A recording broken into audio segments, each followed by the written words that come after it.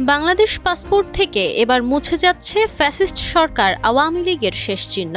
সেই সাথে বাংলাদেশি পাসপোর্টে যুক্ত করা হচ্ছে এক্সেপ্ট ইসরায়েল। ৬ বছর আগে ক্ষমতাচ্যুত আওয়ামী লীগ সরকারের সময়ে বাদ দেওয়া এই শব্দবন্ধ পুনর্বহাল করতে যাচ্ছে বিএনপি সরকার। স্বরাষ্ট্র মন্ত্রণালয়ের সংশ্লিষ্ট কর্মকর্তারা বলছেন, বাংলাদেশের পররাষ্ট্রনীতি, জনমত এবং ফিলিস্তিন ইস্যুতে দেশের দীর্ঘদিনের অবস্থানের সঙ্গে সামঞ্জস্য রেখে এই উদ্যোগ নেওয়া হয়েছে।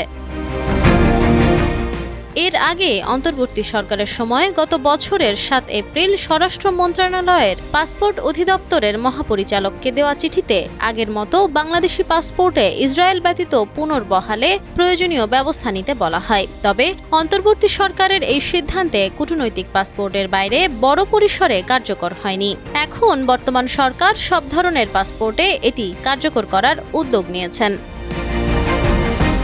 স্বরাষ্ট্র মন্ত্রণালয়ের সূত্রে জানা যায়, ২০২০ সালে আওয়ামী লীগ সরকারের সময়ে ৪.৫ কোটি টাকায় ইলেকট্রনিক পাসপোর্ট বা ই পাসপোর্ট পরিষেবা চালু করা হয়।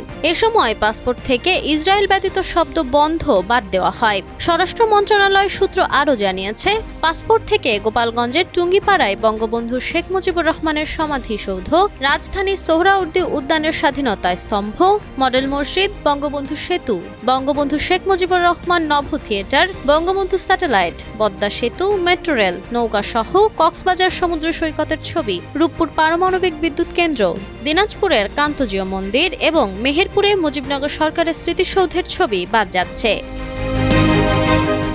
Nafisa Nowal, Times today.